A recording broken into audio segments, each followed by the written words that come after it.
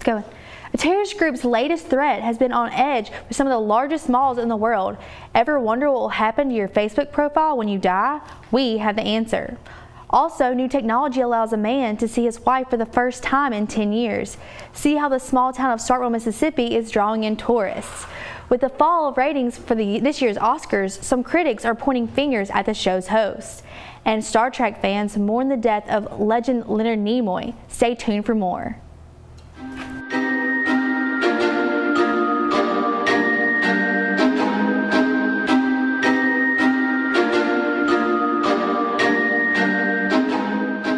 Keeping our state informed.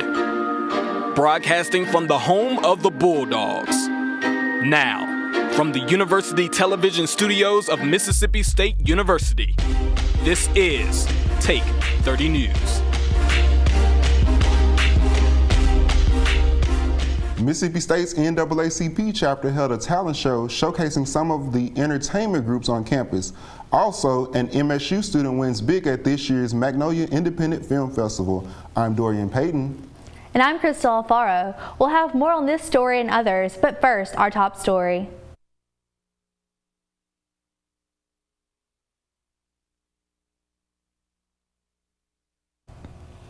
The biggest mall in America has become one of the latest targets for Somali-based tourist group Al-Shabaab. A few weeks ago, the tourist group released a video online that called for an attack on the Mall of America. The group is also targeting malls in Edmonton, Canada, and London.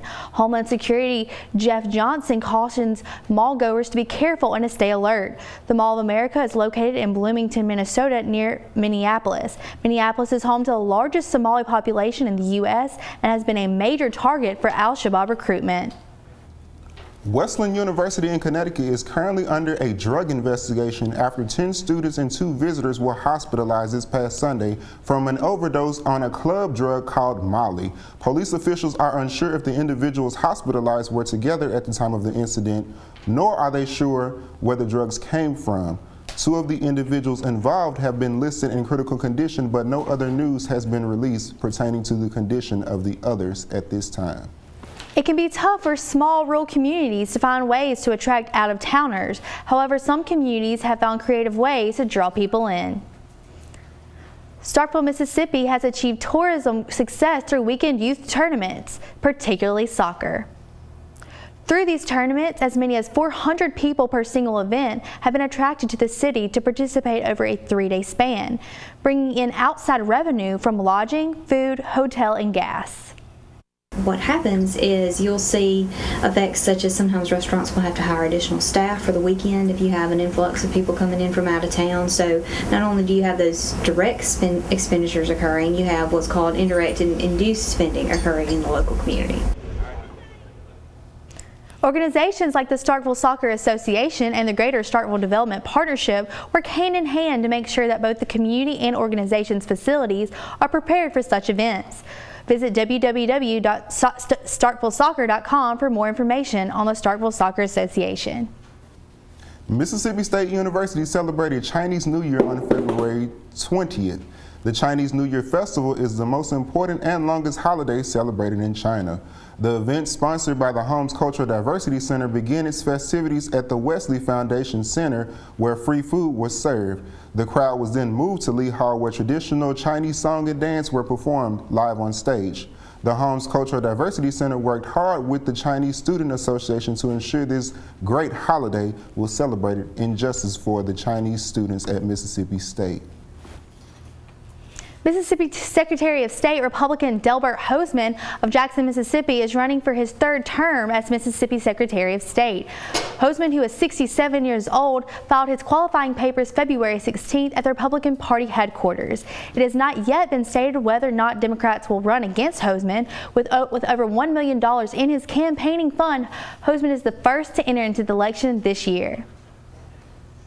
That's all we have right now. After the break, Kevin Simmons will tell you how robots are helping children.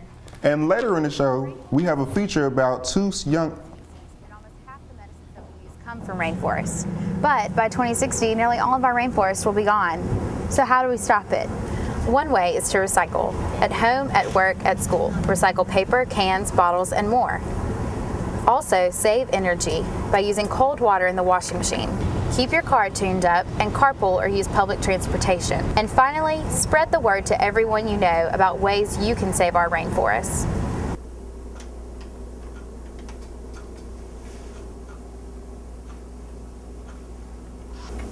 It used to be about black and white.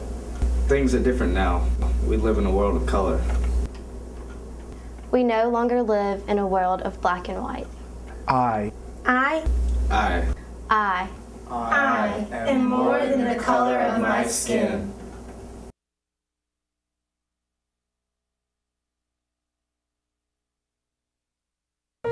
Some people think they don't have to obey the rules.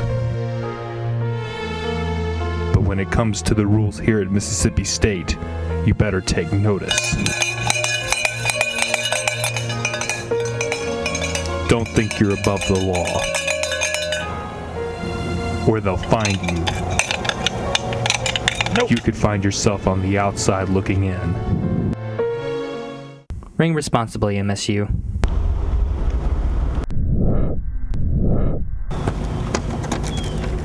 Whoa! Irresponsible. Trashy. Stop! Here's your ticket, ma'am. But I only have $7.95. Don't whine. Go pay your fine. Oh, shucks, I knew I shouldn't have done that. Keep Mississippi beautiful. Don't litter.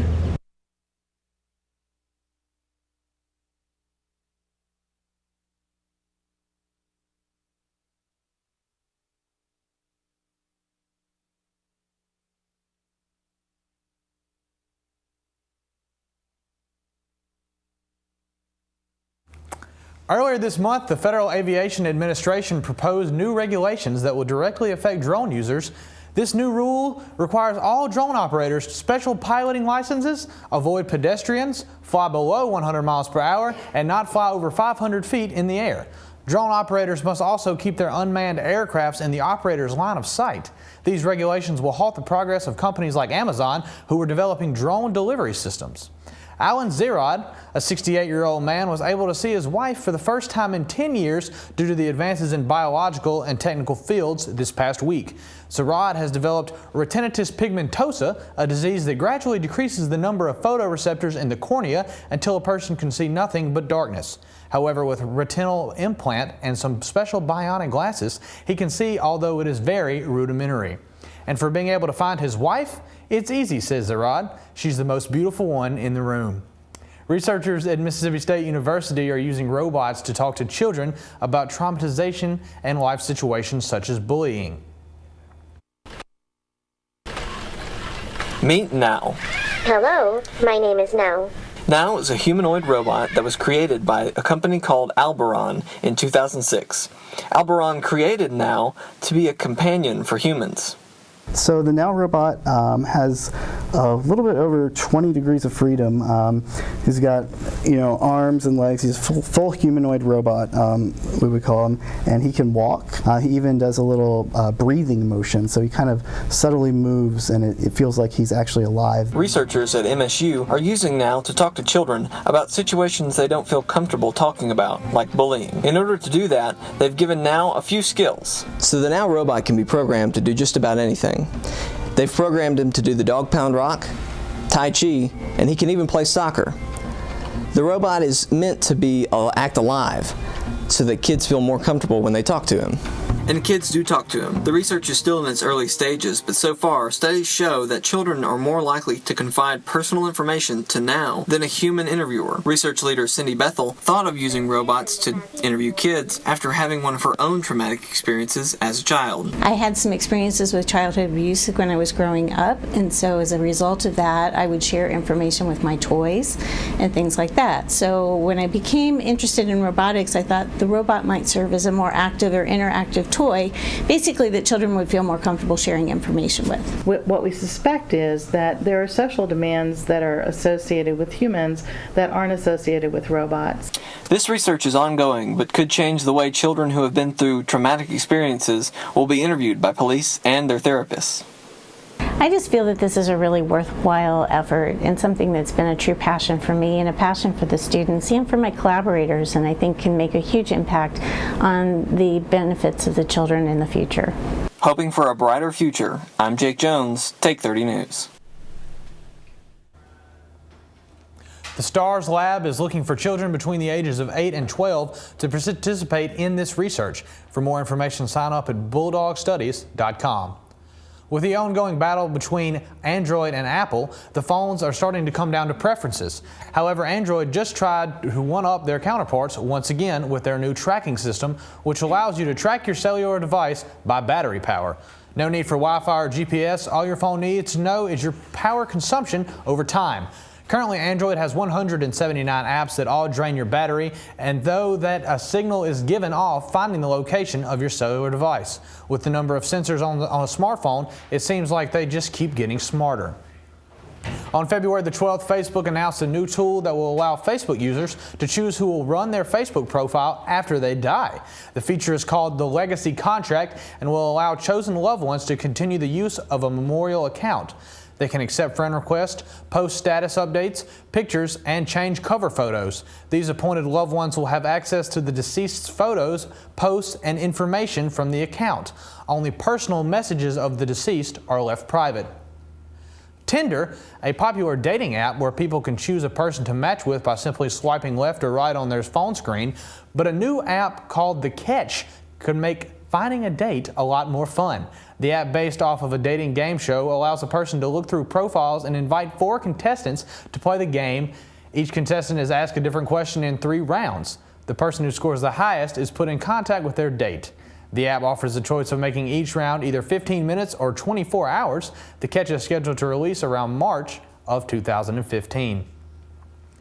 The Federal Communications Commission is ready to vote on President Obama's net neutrality policy on Thursday. The Republican minority on the council are asking for an extension period of 30 days before the votes are cast. The politicians argue that the 30-day period is so that the 332-page bill can be released to the public and read by the American people, arguing that transparency within the government can help the FCC decide.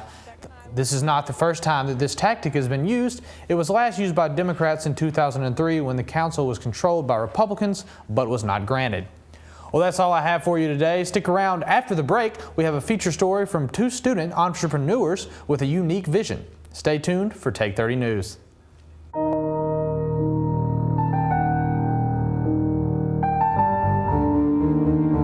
I just can't concentrate in class. I'm always tired and can't remember anything going on anymore. I don't want to hang with my friends. I don't have any energy anymore. My head always hurts. Don't let this fake smile fool you, or else you will never see my real smile. Germs are found on the common items we touch every day, such as a computer keyboard. The average keyboard has 150 times the recommended limit on bacteria and is 5 times as dirty as a toilet seat. Bacteria is found on our steering wheels, our doorknobs, and even our cell phones. The best way to keep yourself from getting sick is to wash your hands often and cough into your sleeve instead of your hands. You can keep yourself and your friends healthy this cold and flu season. Do your part, MSU. Let's keep our campus healthy. You know what you're gonna get?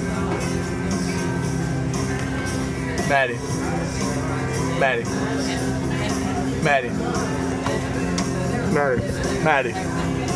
Hey, hello, Maddie. What? Text messaging has increased 107% in the past year alone. It's rude, it's dangerous, and downright addictive. So please, put the phones down. Brought to you by the ICOA, the Interrupted Conversations of America. Take 30 News, I'm Dorian Payton. After graduation to try to start a business, but here at MSU, 2 students have found themselves married to the job a little earlier than expected in this week's feature story. It's a funny story. Beck and I were in personal selling together, and we had, I guess you could call it collaboration day. And so she was one business and I was another with our teams, and we were a rivalry. And she sort of just emerged as the leader of her team, and I emerged as the leader of my team. And so it was kind of Kimberly and I smile arguing at each other, being pleasant, but also being very, very competitive. Fall semester of 2014, Beck and I were in class together in Dr. Moore's internet marketing class. I saw her sitting there and I recognized her and was like, I want to sit by that girl. We talked to her like, hey, you seem like a hard worker, you seem like a hard worker, let's be in a group together. The final project in the class is to find a niche market and to fill a need within that market. And we've both been bridesmaids in, I'm double maid of honor this summer in 2 weddings, and I'm in another one, and I've already been in a wedding before, and she's been a bridesmaid, who knows how many times. We both are super experienced at being bridesmaids. We call ourselves professional bridesmaids at this point. So that's what we decided to do, something in the bridal industry. We were talking, we couldn't figure out what to do, so we decided on the name Toolbox, and we decided to make emergency kits for the day of the wedding. And so that's where we started. We were in Dr. Moore's class, and after our presentation, he was like, you have to do this for real. So Toolbox Bridal is essentially a bridal emergency prevention package for the day of the wedding.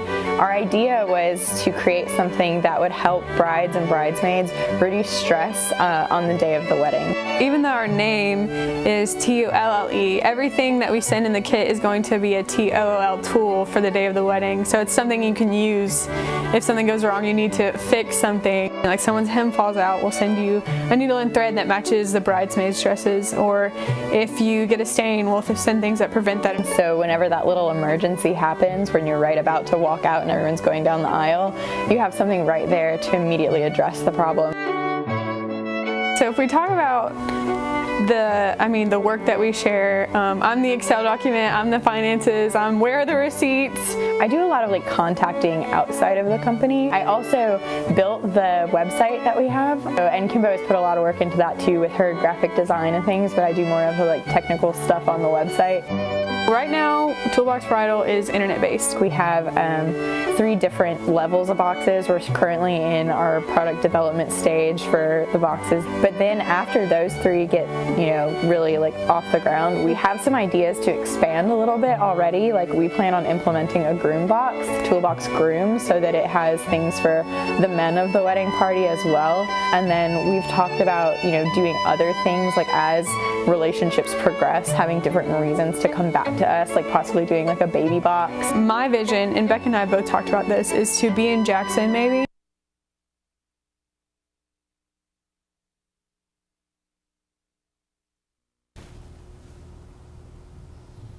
Tool Bridal Box just opened their website earlier this month. Anyone seeking future information on hoping to sign up can go to toolboxbridal.com, where they even have a blog. We're about to take a break, but stay tuned because as soon as we come back, Nikki Ariana will tell you more about sports. Coming up on Take 30 News.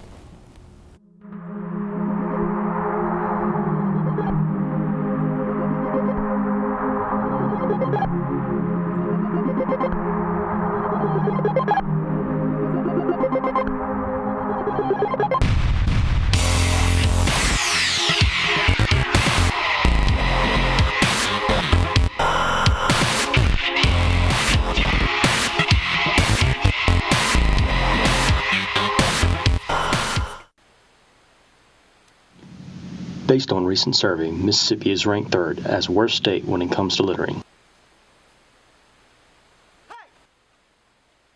It is up to you to make a difference. Seriously, the trash can's right there. How do you miss that anyway? Do what's right and help prevent littering. Keep Mississippi clean and pick it up.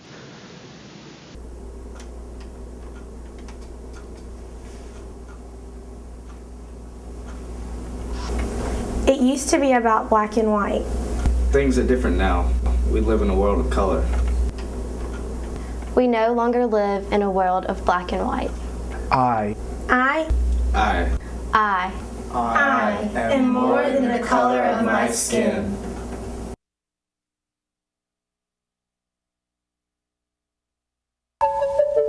butterfly in the sky.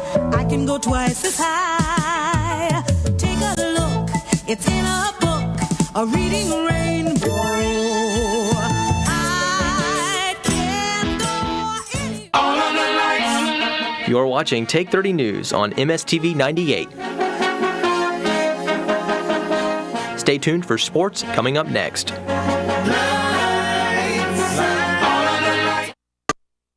Welcome back to Take 30 News. So Nikki, I heard the combine was recently. I heard there are many state players in it. We actually had 4 players go into the combine this week, but I'll give you the results on that coming up on Take 30 Sports.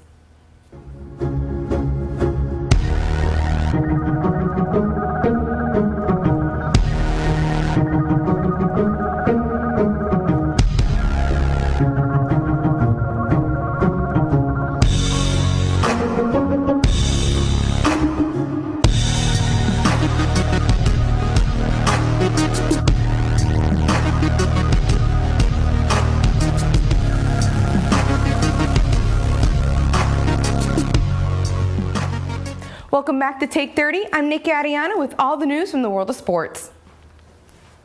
2 former Mississippi State football players turned heads with their NFL Combine performances this week. Defensive lineman Preston Smith showed his athleticism with a 4.74 40-yard dash and had a broad jump of 10 feet and an inch. Smith's marks earned him a second-round grade from several draft experts. His former teammate Justin Cox excelled at the Combine with a top performance among safeties in the 40-yard dash, the broad jump, and the 60-yard shuttle. Prior to the Combine, Cox was predicted to be a 6th-round pick. The players have another chance to improve their marks at the MSU Pro Day on March 4th. The women's basketball team have done it again. What started out as a rough start turned to a victory against the Alabama Crimson Tide, 57-55. Victoria Vivians was leading offensive player with 14 points and 8 rebounds. Dominique Dillingham, Martha Alwall, and Morgan William were right behind Vivians with 10 points each.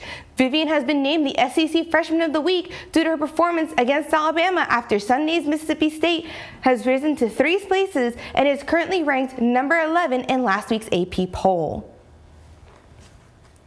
While Mississippi State University canceled classes due to snow last week, they still let men's basketball team take on the undefeated Kentucky Wildcats. The Bulldogs went into the game strong in the first half with Fred Thomas scoring 14 points. That game trying to gain the lead. The Bulldogs fell short second half and lost the game 74-56. This brought the Wildcats to their second longest streak in their history to 28-0. Bringing the question, can anyone beat this strong team? It was a cold and rainy weekend here in Starkville, but that didn't stop baseball from being played at Dudy Noble Field. The Mississippi State baseball team hosted the Marshall Thundering Herd and the Alabama A&M Bulldogs this weekend. MSU won their first 3 games fairly easily, but their game against Alabama A&M came down to the wire. With the game tied 1-1 in the 8th inning, freshman Ryan Gridley drove in Seth Heck with an RBI single to seal the 2-1 victory for the Diamond Dogs. No untested team is going to go out there and win the whole thing. You got to battle. You got to have games where it's, to the very end, you don't know who's going to win, and then those are the games that you have a tough team. You have a team that can take it all the way. MSU and Texas A&M are undefeated teams in the SEC. The Bulldogs will host the San Diego this weekend in 3-game series at Dudy Noble Field. New York Yankees third baseman Alex Rodriguez reported to the organization's spring training headquarters in Tampa, Florida Monday. In 2013, Rodriguez was issued a year-long suspension by Major League Baseball for violating the league's anti-doping policy. The 162-game suspension was the longest ever in the league's history for a player. Rodriguez will enter his 21st season and has not played a full season since 2007. While Rodriguez returned to the field, his former steroid supplier Anthony Bosch faces 4 years in federal prison. Boxing fans have wanted to see it happen for years, and now the wait is finally over. Floyd "Money" Mayweather Jr. and Manny Pacquiao have agreed to come to terms on a fight. The fight will take place in fabulous Las Vegas on May 2nd. Mayweather will put his 47-0 record on the line against Pacquiao. Mayweather and Pacquiao are considered to be 2 best welterweight boxers of all time. It will cost $99.95 on pay-per-view to watch the fight in HD, and the event is expected to gross nearly $500 million. Well, that's all for the world of sports. Coming up, Bria Beal will tell us all about the Magnolia Film Festival. Stay tuned, you're watching Take 30 News. The rainforest is home to nearly 2/3 of animal species, and almost half the medicines that we use come from rainforests. But by 2060, nearly all of our rainforests will be gone. So how do we stop it? One way is to recycle. At home, at work, at school. Recycle paper, cans, bottles, and more. Also, save energy by using cold water in the washing machine. Keep your car tuned up and carpool or use public transportation. And finally, spread the word to everyone you know about ways you can save our rainforests.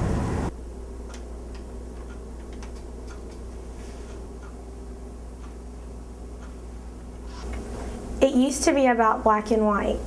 Things are different now. We live in a world of color. We no longer live in a world of black and white. I am more than the color of my skin.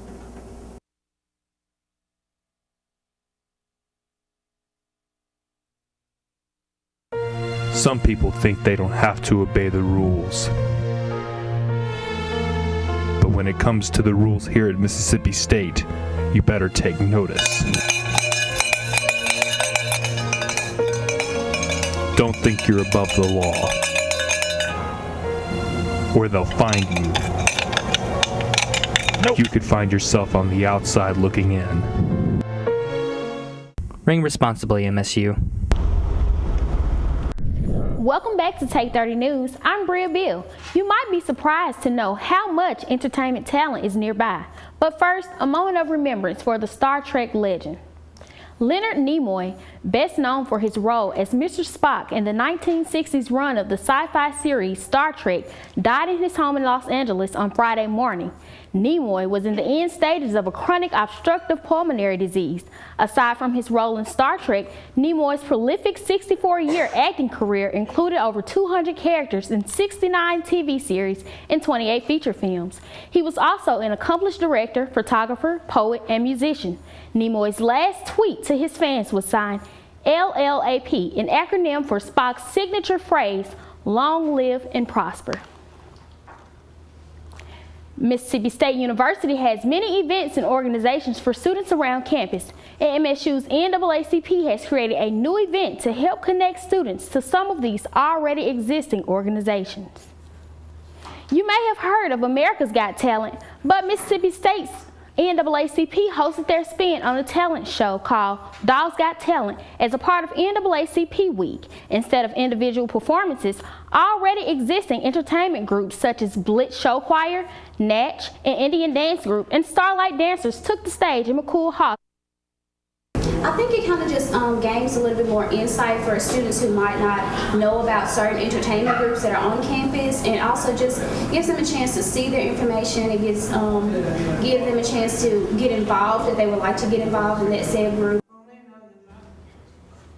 After an hour of competition and a few individual intermission performances, Natch won the first Dogs Got Talent that the Mississippi State NAACP hopes to continue in the years moving forward. The 87th Academy Awards was held this past weekend, and according to Fox, ratings took a significant decline. Viewership was down a whopping 16% since last year. Only 5.9 million tweets were posted about the Oscars, compared to the approximate 12 million tweets during the 2014 ceremony. The target demographic has always been the 18 to 47 group. Some critics have placed the blame on the decision to have Neil Patrick Harris host the awards, as well as other factors such as lack of diversity in nominees and the performance or entertainment chosen for the show. Both amateur and professional filmmakers watched their hard work on the big screen this weekend in the 2015 Magnolia Independent Film Festival. The festival was held last Thursday, Friday, and Saturday at the Hollywood Premiere Cinemas in Starkville. 12 different independent films were entered in the contest, competing for prizes such as Best Director, Best Cinematography, and Rob Tibbett Award for Excellence in Film. Mississippi State student Hilda K. Ross brought home the award for Best Student Film for her short film, Achromatic. Oh my gosh, this is such an honor because everyone that had a film here had, great material and everyone that submitted something was quality. So to be chosen to win Best Student Film, I do not take that lightly. That's really, it means a lot. The awards of the festival were presented on Saturday night, where the prestigious Ward Tippett Award for Excellence in Film was given to Glenn Payne for his film Earthrise.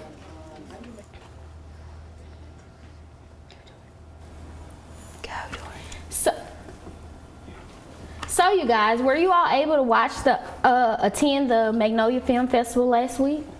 No, I didn't get to see it, but I heard there was some really good stuff there. And we apologized earlier for the technical difficulties with the Toolbox story. To see the full feature story, visit Take 30 News Facebook.